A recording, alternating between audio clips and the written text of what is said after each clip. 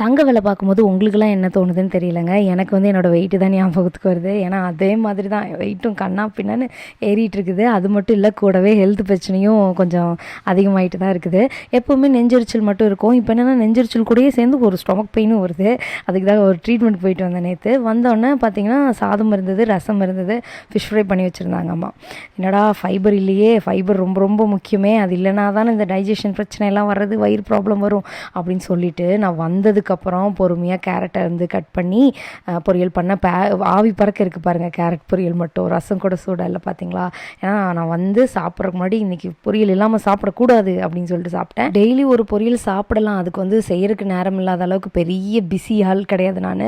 ஒன்று சோம்பேறி, நானே சோகமாக இருக்கேம்மா, நானே கவலையாக இருக்கேன்னு சொல்லிட்டு காரணம் சொல்லிட்டு அமைதியாக இருந்துக்கிறாள் நான். கொஞ்சம் எங்கள் அம்மா செய்கிறதுக்கு கொஞ்சம் ரெடியாக இருந்தாங்க அப்படின்னா நான் வந்து எஸ்கேப் ஆகிறதுக்கு ரெடியாக இருப்பேன். பட் இனிமேல் அப்படி பண்ணாமல் ஒழுங்காக ப்ராப்பராக குக்கிங்லேயும் கான்சென்ட்ரேட் பண்ணி ஹெல்த்தையும் வந்து கொஞ்சம் கேர் பண்ணிக்கணும் அப்படின்னு முடிவு எடுத்துருக்கிறேன். பார்க்குறேன், சீக்கிரம் பண்ண பார்க்குறேன். ஏன்னா நாளையிலேருந்தே பண்ணுவேன், இன்னிலேருந்தே பண்ணுவேன்னு சொல்கிற அளவுக்கு மனநிலை தயாராக இல்லை. நீங்களும் உங்கள் ஹெல்த்தை பத்திரமா பார்த்துக்கோங்க. இந்த வீடியோ பிடிச்சிருந்ததுன்னா லைக் பண்ணிடுங்க, அப்படியே மறக்காமல் சப்ஸ்கிரைப் பண்ணிடுங்க. இது வரைக்கும் சப்ஸ்கிரைப் பண்ணி சப்போர்ட் பண்ணிகிட்ருக்க உங்கள் எல்லாத்துக்கும் ரொம்ப ரொம்ப நன்றிங்க. உங்களோட சப்போர்ட் தான் அடுத்தடுத்த வீடியோ போடுறதுக்கு ரொம்பவே ஹெல்ப்ஃபுல்லாக இருக்குது. தேங்க்யூ ஃபார் வாட்சிங்.